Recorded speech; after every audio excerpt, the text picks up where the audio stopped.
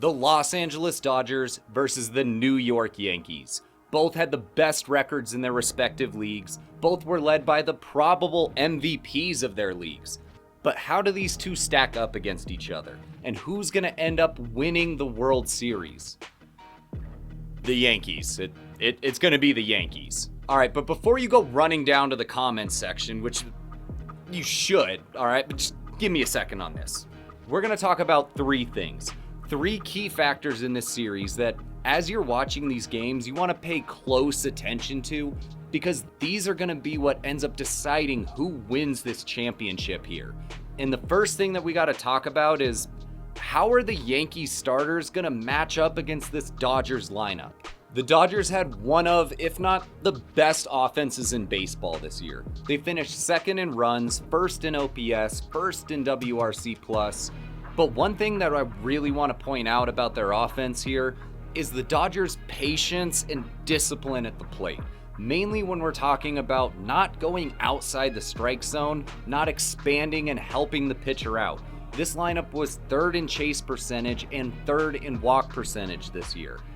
And I know the Yankees were first in both of these, okay? We'll get to them, I promise. But the Dodgers absolutely killed the Mets pitching with this, especially their starting pitching. The Dodgers ended up walking 42 times in the NLCS. That set a postseason record for any series ever, all right? There had only been two other teams that had walked at least 40 times in a series. The 2011 Cardinals had walked 41 times in the World Series that year, and the 97 All right, they're the Indians. They're called the Indians back there, all right? I'm not being racist. Don't cancel me on this. They walked 40 times in the World Series that year. But I just did a video on this, and I can already hear some people saying that, well, the Mets starting pitchers, they were 27th in walk percentage this year, 27th in zone percentage. They sucked at this, right? They were not throwing strikes, and you're absolutely right. That was very intentional on their part.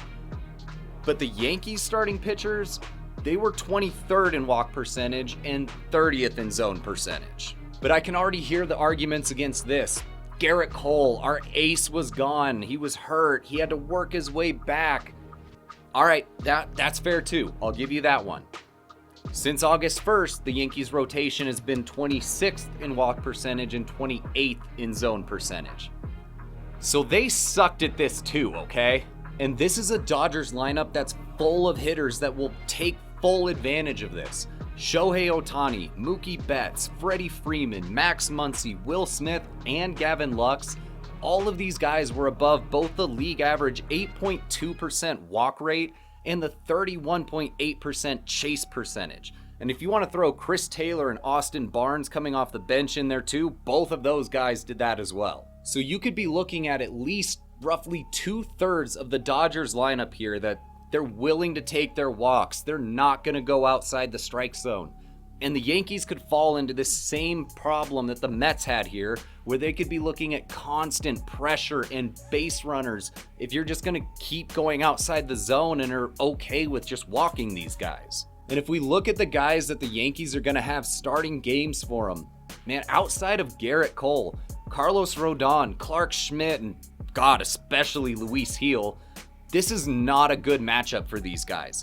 All of them will give up some walks, and especially they're going to throw balls. They're going to live outside the strike zone.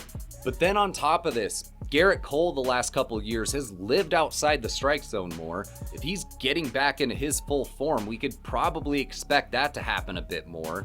Rodon the last couple years though, since he really became this best version of himself, he's cut the walks down. He's usually thrown more strikes than this, and Schmidt was much better about this last year in his first full year on both of these. But then Luis Gil, I mean, this just it's Gil. That's who he is. And honestly, Nestor Cortes might be the best of your group here at getting both of these, not giving up walks, living in the strike zone. But according to reports, if he's back for the World Series here, which everybody's saying that he really wants to be back, we'll see about that. Reports are that those other four guys are who the Yankees are going to go with, and Cortes would be coming out of the bullpen. So then looking at these four, Garrett Cole should be fine. If that dude's back to what we've seen him be, then he's one of the best pitchers all around in baseball. We don't have to worry about that. He's a nightmare for any lineup to deal with. But Rodon and Schmidt, this isn't the best matchup for them. They could kind of struggle here. It's an absolute nightmare matchup for Luis Gil, though. But the one thing going for all four of these guys is that even though they could give up some walks, they were really good at keeping the hits down. They were getting a lot of strikeouts. So overall, they weren't giving up a lot of base runners. And according to ERA minus, they were all pretty good pitchers. So this can go the Yankees' way so long as these guys are still not giving up hits and they're still keeping those base runners to a minimum, even if the Dodgers are able to work walks off of them. So we're going to see how this matchup ends up playing out between the Yankees starting pitchers and the Dodgers lineup. But then what about the Yankees lineup? And really the question here is, how much can the Yankees get from the rest of their lineup that's not named Aaron Judge and Juan Soto? Well, the Dodgers definitely have the deeper lineup here. They could have 9 players on their roster in the World Series that would have at least a 100 WRC plus this season. And that's counting Freddie Freeman, who's been battling that ankle injury, and if Miguel Rojas manages to play through his sports hernia, which reportedly he wants to do. Even if you take both of those guys out, though, that leaves the Dodgers with 7, and the Yankees only had 6. Soto and Judge did the vast majority of the heavy lifting here for this Yankees lineup this season. So obviously, if either of them or both go ice cold, then this Yankees lineup is all but cooked, and Judge has already gotten off to a pretty slow start in the playoffs here. All right, but let's just play a little game here, all right? Let's have some fun. I'm going to put up the OPS and WRC plus for all the guys in the Yankees starting lineup here, and I want you to just go ahead, take a quick little look, see if you can find which two are Aaron Judge and Juan Soto, all right? I'll give you a second, just go ahead, look through there, see if anything just happens to jump out at you. We good? You find it? Yeah, it's these two. So the Yankees lineup is gonna follow these two guys.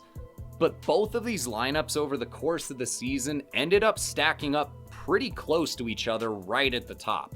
They were both at least top 3 in runs. The Dodgers were second, the Yankees were third. OPS, the Dodgers were first, the Yankees were third. WRC plus, Dodgers first, Yankees second.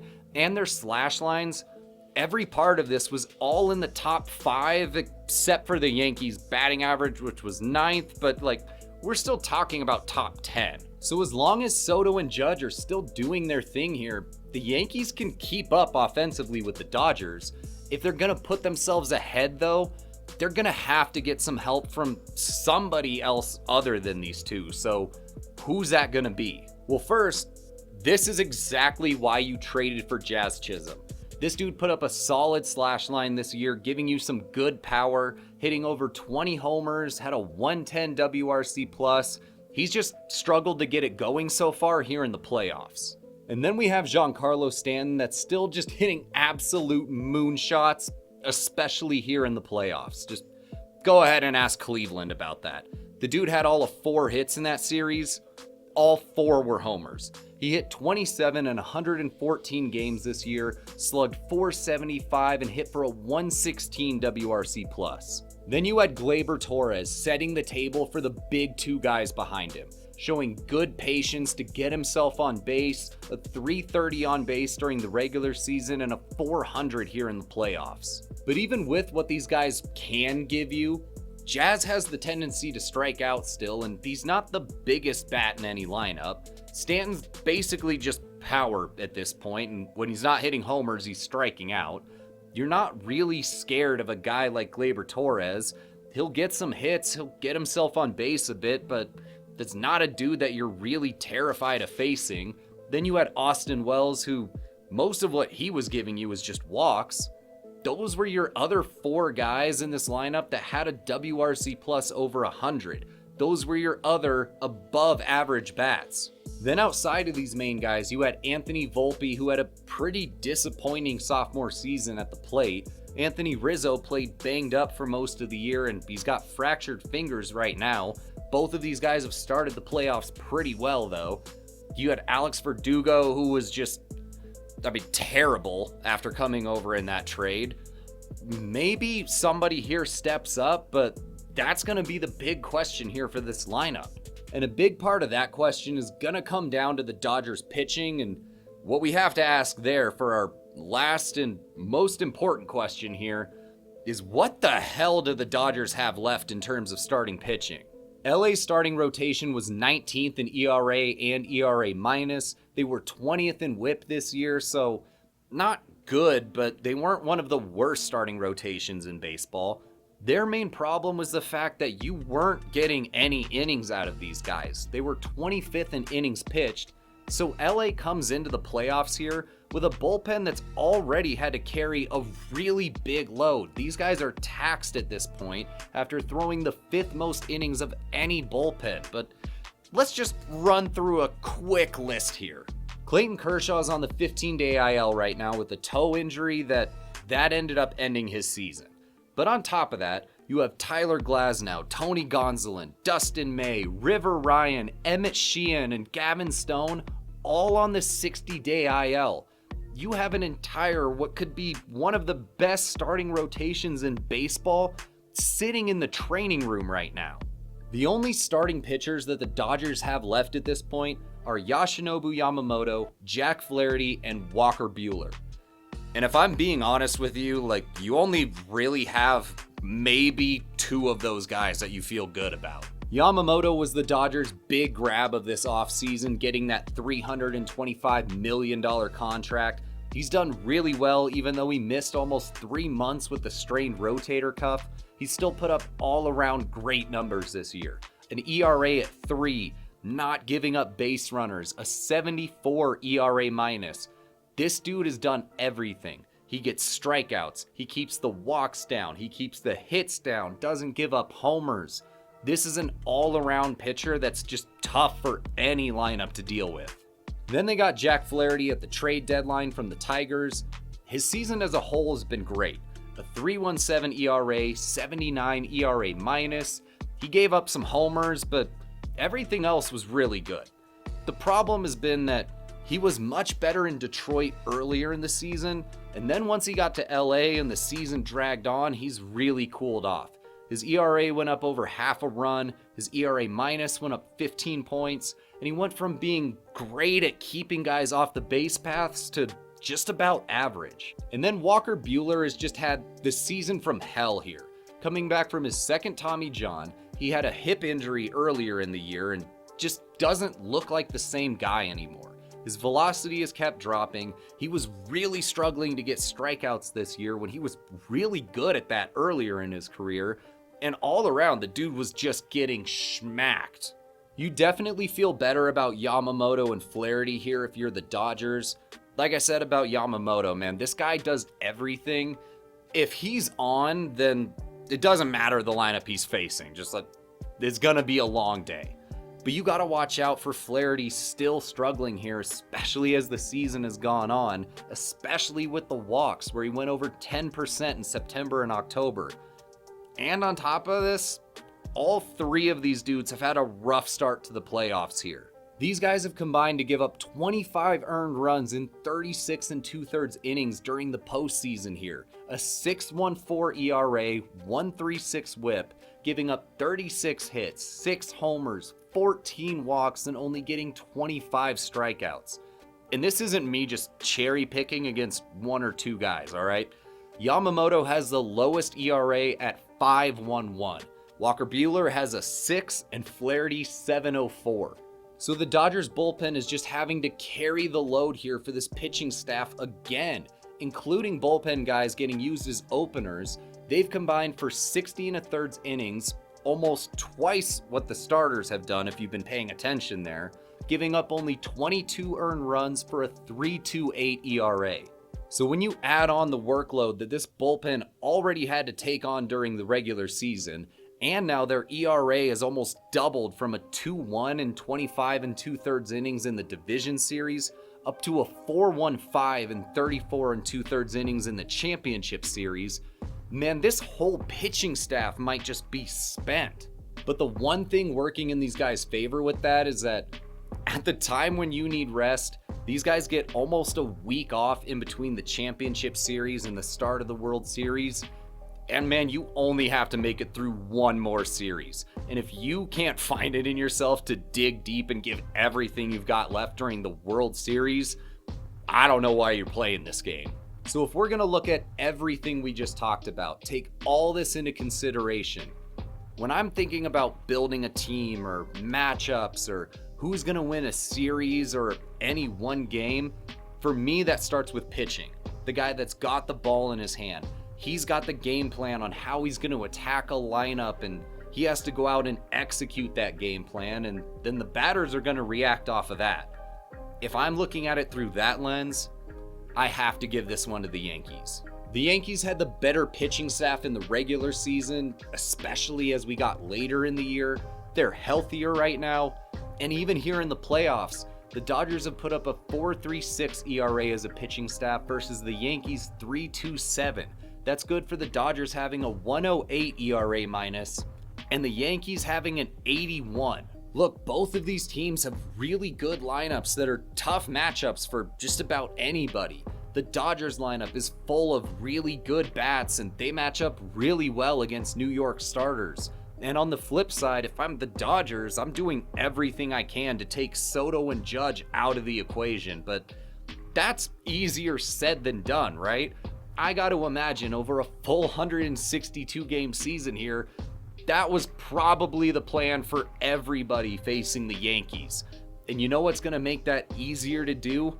Having the quality arms to be able to go out there and do that, and the Dodgers don't have that left. Look, assuming Nestor Cortez comes back, which by all accounts he's doing everything he can to make it to this series, New York could still basically throw out an entire 5-man rotation if they really wanted to. And on the flip side, LA has one starting pitcher in Yamamoto that I personally still feel pretty good about right now. All it's going to take is one of their starters, or on one of these bullpen days where you have to just keep throwing arm after arm out of that bullpen. If one of those guys is off that day, that could be the difference in just costing you a game in a series that you can't afford to just give one away. So do I believe more in the Dodgers lineup here, even if you want to take Freddie Freeman out or put a hobbled Freddie Freeman in there? Yeah, I'd still probably take them over the Yankees here. But the Dodgers pitching, especially their starting pitching that looks like an absolute mess right now, yeah, that's a big problem for me. I can see where if they can just hold it together for one more season and let the offense carry them, then the Dodgers could definitely still win this series, but I'm going to take the Yankees on this. I just feel like I can depend on the Yankees pitching a lot more right now, even if they might not be the best matchup against this Dodgers lineup. For one thing, they still actually have a rotation to be able to throw out there, and on top of that, the bullpen hasn't been damn near ran into the ground. So long as Soto and Judge are still hitting, maybe you get that other guy or two that has a really good series here. Man, this lineup's been good all year. They should be able to keep up with the Dodgers against an actual pitching rotation, especially with the Dodgers pitching just being where it is right now. I gotta go with the Yankees on this, but comment down below. Let me know what you think about all this, everything we just talked about here, and who are you picking to win this series? And then make sure you like and subscribe to let YouTube know that you want to see more videos from us. To check out more baseball content, there's a couple videos on your screen right now. Go ahead, check one of those out. And as always, thanks so much for watching. Hope you have a good one. Let's enjoy the last bit of baseball that we have this year. I know I'm going to have a blast watching this series. Later.